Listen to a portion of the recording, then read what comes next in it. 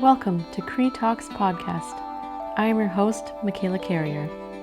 This is presented by AskiAdventures and Big Eddy Lodge.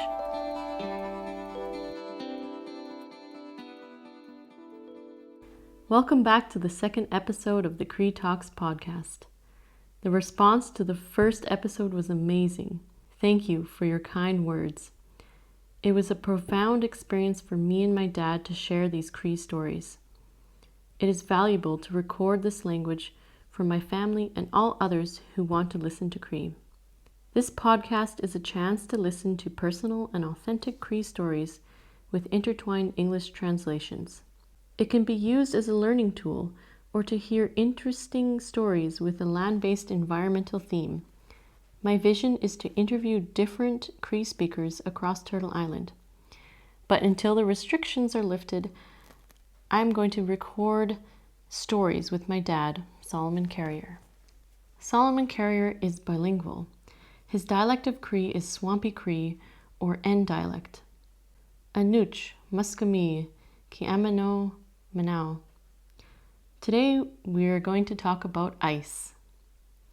Ice is a big part of life growing up on the trapline. Our family home is situated at Big Eddy Lodge, 60 kilometers from the nearest community of Cumberland House. In the summer we travel by boat, and in the winter we travel on the ice by dog team, snow machine, or walking. Our relationship with ice is important. With ice comes great opportunity to travel, to explore, and to work. Trapping, ice fishing, and dog sledding are all done on the ice. The ice opens up a huge world in this delta of mostly water and wetlands, but it also comes with great danger. We must respect the ice as it can take lives as well. With this in mind, I want to invite Solomon Carrier to talk about his experience with ice. Hello, Dad. Can you introduce yourself to the audience?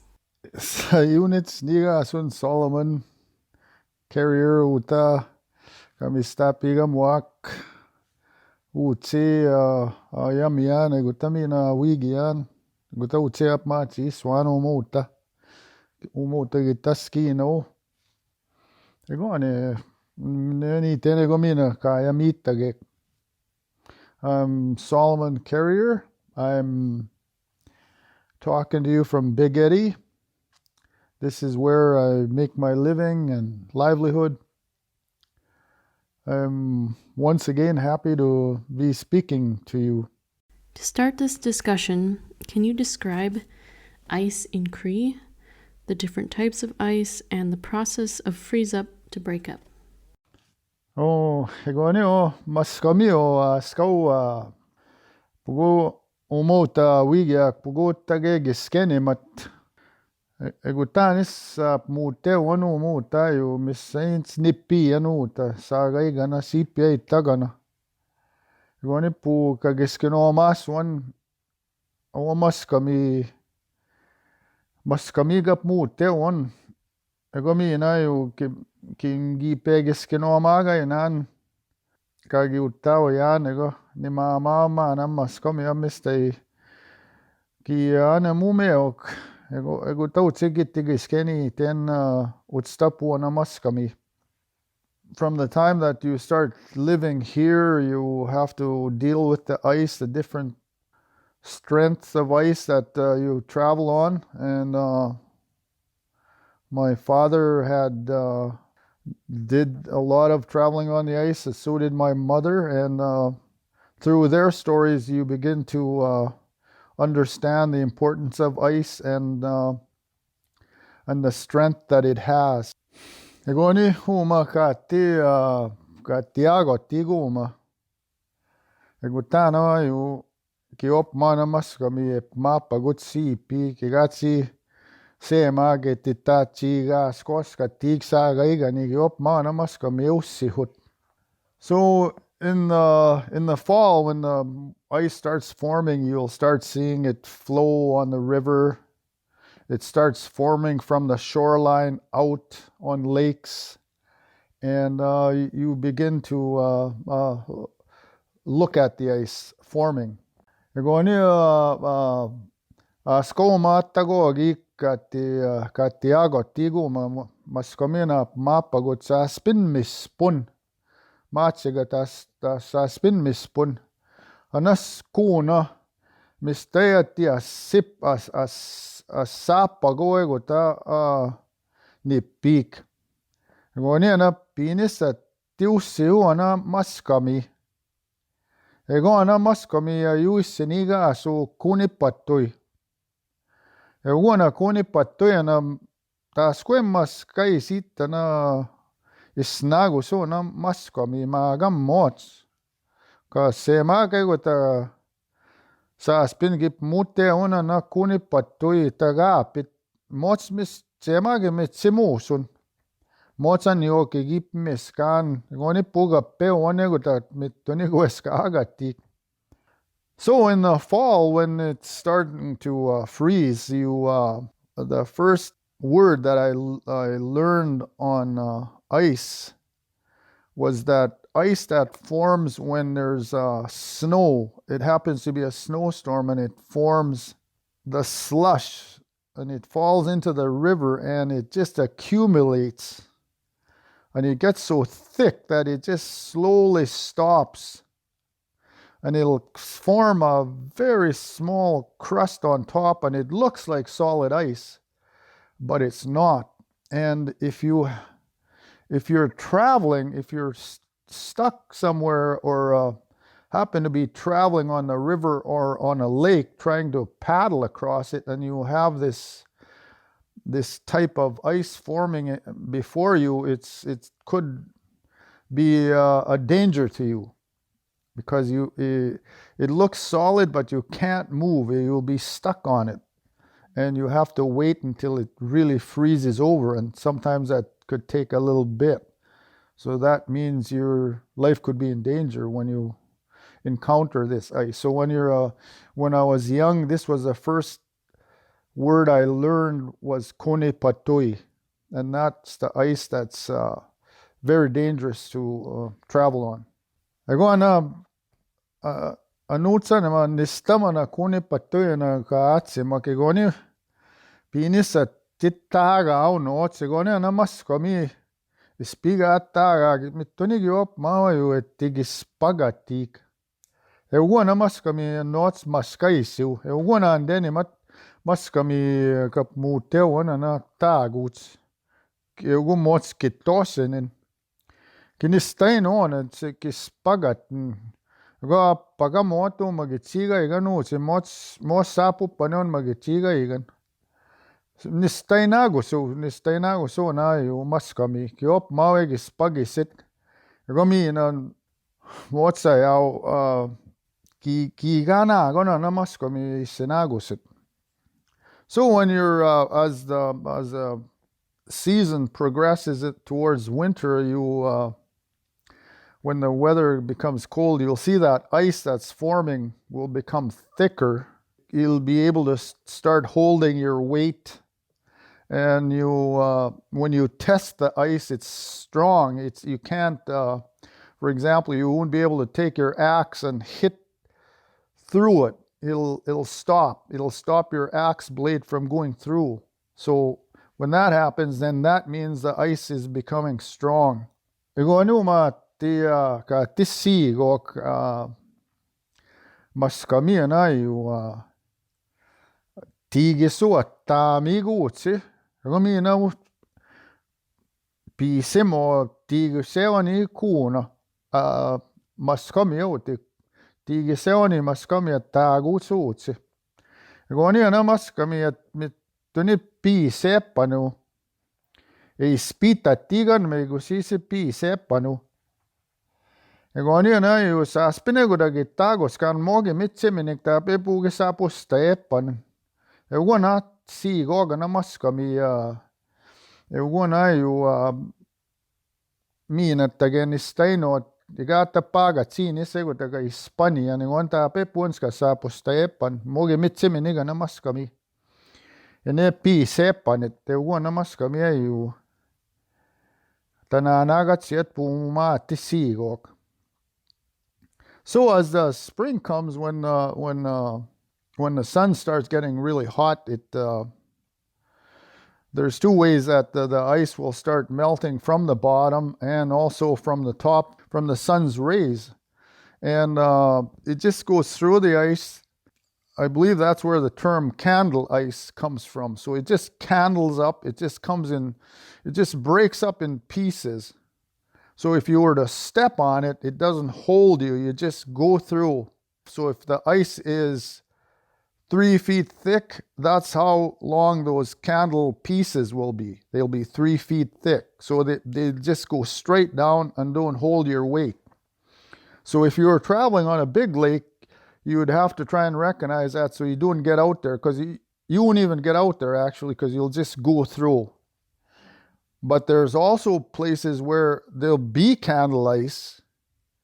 So you could be traveling somewhere and hit a patch of candle ice and you'll just go right through. So you have to start looking for these areas and just keep track of the weather that you're encountering where you're at.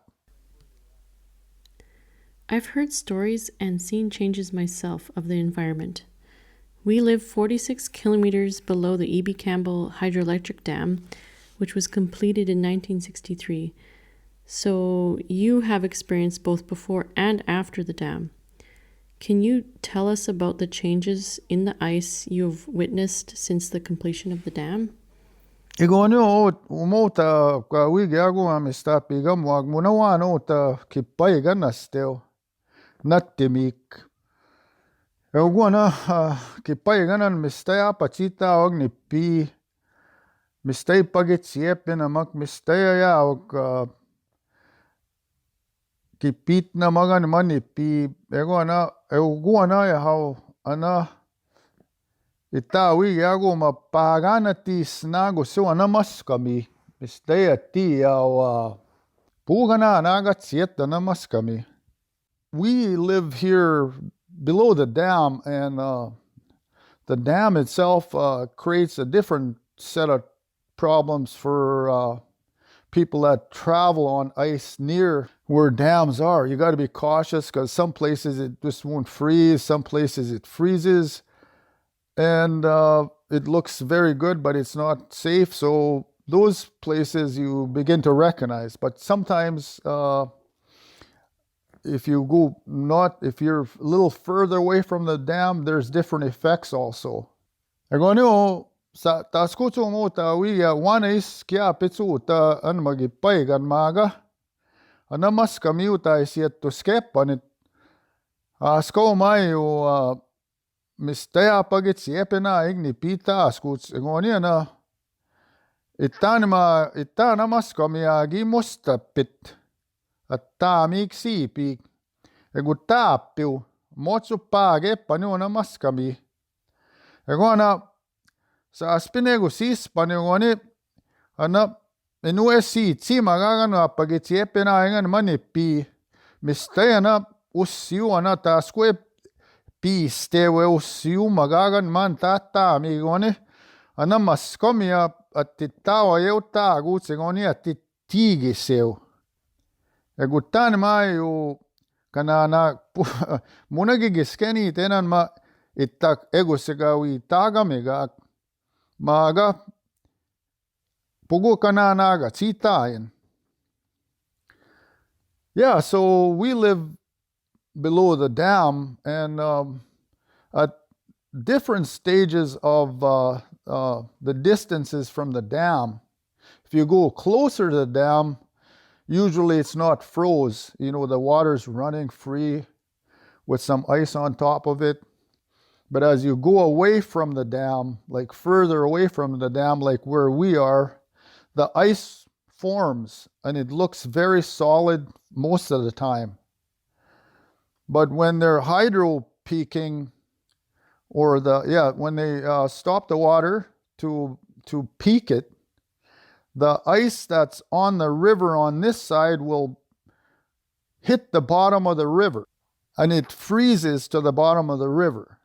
And when they let the water go for their next surge of power use, that ice or the water comes through and it'll find its way through cracks in the ice, and it will come shooting up through those cracks and form bubbles, air pockets in some cases. Some cases, those areas aren't very big. Some cases, they're a little bit more of an area it covers. But when that happens, when those air bubbles come, it creates those air pockets, and that's when those air pockets will make the ice weak. And if you were traveling on some of these places, that's when you go through. Even though if your road was there before, it still will create weak ice rapidly. So that's the cause of the dam that we live near from here. So yes, there are many challenges with living below a dam. That's very interesting. Can you tell us a story about traveling on ice? Ego no mota ita wigi ano ma egi kayasma na misteya egi gets kattonani ogatte magutsego egi apatsi tigu yatte mag miswete umai uta amas kamiok ego one mego segi kayasu tegi spaniguan. So years ago when we were living in the Delta here, we really looked forward to the seasons when the ice would form, and we had all these places to train our dogs because we were a town that had a lot of dog racers, and they looked forward to training their dogs on the ice and making trails on the ice and so on. So, and I'm just part of a family that happened. My dad was a very good dog trainer, and so was my brother, and they were talking about ice, and that's how I learned about ice, and also how to have good command of your dogs, because sometimes you might need that when you encounter bad ice. And this is a story that I'm going to share now with you. Egoni utan mayo utangi angi pegono mota ego speak. Uskinigi anu tegoni at timongi oga egi gutsia gek te se o paske ago me chega te o degi gutegi gets kattonani og egoni inde mag mistegi gutsia ego ti ago mo te tippi pok mittonia se o gi sippi ponan me ego puego ta sopetti ane ego kande gets kattoano paske egoni ute ai sigutsia stemiano te simma mi de magania sobetai. So I was here at Big Eddie here. I was by myself. I was training my dogs. I was getting ready to take my dogs to the paw. They had a big dog race in the paw, and all of us that were from Cumberland House, we always looked forward to that day when we could take our trained dog team and go take them to the races. Since my brother and Murdoch and my dad, William, had won this race in the paw, so it was a big deal for my family to have a team ready for the race. Egonu ta gasta gutsia stimiano tema utesima mi gaista paswan. Wana is wano natti Iwania gutsia stime wano ute sta paswan tete nianan geamita tipas kanete sta paswan utisi egoni tiane mane tewan be wasketa pason ne ka utam pa questo san inde magutape o tigeni tamanu ma kisyogu ta kai da tipea. Ani mai tagia sogasi anan mai sipi. Egi aketeu. Egi aketen mai ni pianegi pagetsiepe na ego degi paiga ni ego. Egi si magageten man ni piane me gonia tu si una ta scupi ste otta amigeten mai Itanimani meskano gastit. Egoni atine sui suana maskami. Egutanima pesta pasuan. Munmangis keniten. So I went out on a training run. I had my dogs. They were all fired up. They were going down. I went on like a 50-mile run, and I thought, man, this is going to be, a good day. And I was very happy. The dogs were pulling hard. And I was getting close back to my camp here, and I had gone most of the day because I was taking my time as I went when I was training the dogs. I stopped several times just to see their feet and all that stuff, just to do different checks on the dogs. And I was getting near here on the place that I crossed with the release of the water that they had performed at the dam that day. It had started to come in that area where I crossed, and it was making this big giant air bubble unknowing to me right on my trail. And as I was coming across it, they're going, Mesegota petaguta paswanan mayo. Ani mai tayo awia soga metsay yaran masipi. Mestitegen ma api tawe tia anegutan masipi ga tosinan. Tan simi nego tayo de magani maskomiani yawo chigmit igai gia chika tagage pagasimo ma maskomiani wanaigo chegoni stanema ege pagasimwane taga paoyan. So when I got to this spot where I was where I had previously crossed the river, my trail goes right across the mouth of this river, and I break through the ice, and it was just a scary feeling that you have when you go through the ice like that. And I could see my dogs struggling with chunks of ice, trying to swim through it, but the ice was getting in their way. I'm trying to swim. You could feel the current. And the current was so fast, it just took all the ice away from us, from our path. And it was just the dogs and I and myself against that current, that strong current. And I'm hollering at my dogs, giving them the command to go. And my lead dog, her name was Maggie. Igoni gotana tia na maskamina atita chipano semaga tisse gopa goegota si pianema. Igoni inde magegote te potai kageu chipis chik igoni. Niganu teo timanayo ayunis niga so Maggie itawan niganu teo tim. Ewana mit tone ngaskitsa ho. Toning ni musi itanan ma nopwe u chipisitan ma kiama tegi sitio. Ni musi awe u chipitatan inda panasko.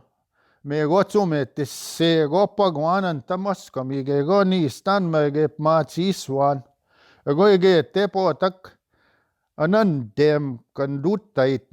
Ne gumaan magigis kino mai chigani ba kagi utaw yano ego nan nistes. Bitoniga giskit so chigani gitemak. Umasa spin.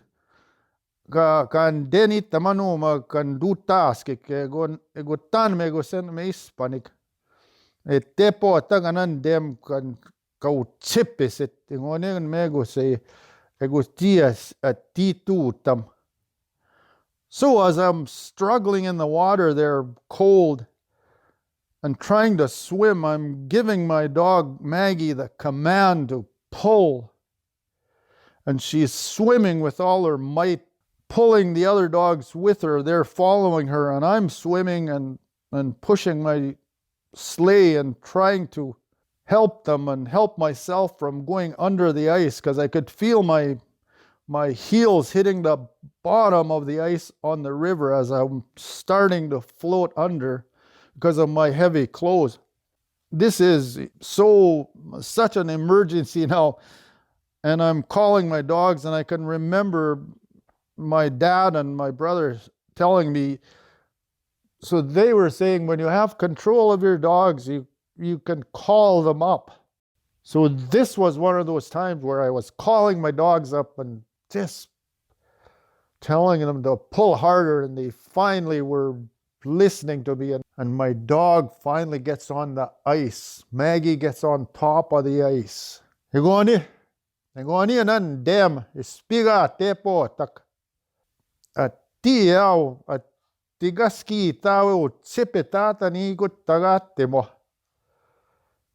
pines kaski tao tagu tataitan tamaskomia ngone gutta waskasiani metone peto ngani waskasie maskomiani gaski petat ega geu tsipit tataniat temokuttaga kawitsit kautsipisit tamas komigutsiga kanista paoyan. So as I called my dog Maggie, she finally gets on top of the ice. And I can remember her claws, her dew claws, just scratching and scraping the ice. And as she scraped the ice, she manages to get the other dogs on top. And it's just this scraping of this ice and just this relief that I think I'm going to make it now. I'm going to make it on top of the ice. Ngone nan deve gota pau tipetat pidis bitani waskasya manipanit. Viswemi igogota steon tamas komigitani manipitata ni waskasia. Igone ni me gota kitemaga ni kweskan duta skik. Ego mas komia itit. Muna gigiskene mausa spina sko maskai siu maitaga wigi aga sko gemannigan egusen me spaniguag de magas jeni. Maga gaskita o eutsipistik. Ewana mas kaminista gi pehauk agi peisigiskene magana uhuta. So as my leader Maggie pulls me to shore, pulls me on top of the ice, you could just see she's pulling so hard her dew claws came off, and just the blood that she left on the ice was there. You can see this blood instantly, but it didn't matter. She just went. She knew she had to get us out of there, and she was the one that finally got that enough footing on that ice to pull the other dogs out so they could pull their partners out, and then me. They were the ones that pulled me out of there. And I can still remember that ice, how it broke, and how that I have to live with ice when I live here in this delta. So it's all those things that happened at this instant, and the cold and everything was there.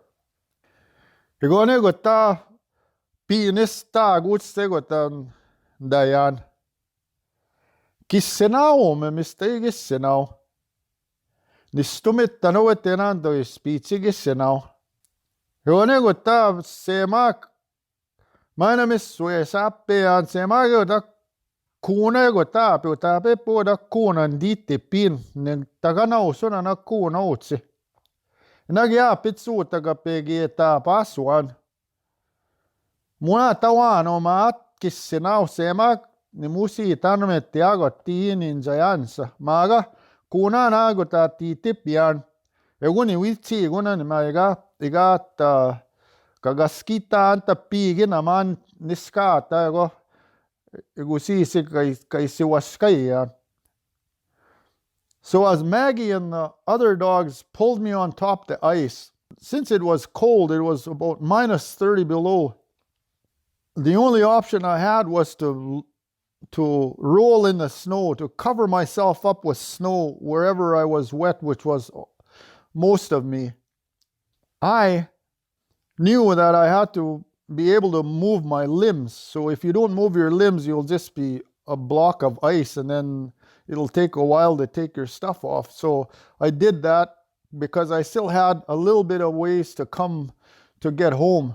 And since nobody was here, it was cold here, so I had to make fire and so on. Anyway, now I'm so thankful that I can roll in the snow after I almost died. You think, okay, this is great. You're rolling in the snow like it's warm weather, but you're thankful and all that. So yes, that was one of my experiences with ice. Wow, that's a remarkable story. I'm thankful you made it out to tell the tale, Dad. Thank you for sharing your experience with us today. That was my dad, Solomon Carrier. You can check out his Instagram at King Sol Video. He likes to post videos and pictures about his life in the Delta. Thanks to our audience today for listening to Cree Talks podcast. I'm your host, Michaela Carrier. Please share your feedback to AskiAdventures@gmail.com. That's AskiAdventures@gmail.com. You can check out my website at www.AskiHolisticAdventures.com. You can also leave a voice message on the Anchor webpage. It's very important to keep the Cree language alive through talking and listening. And that's all for now. Tenege and Eguse.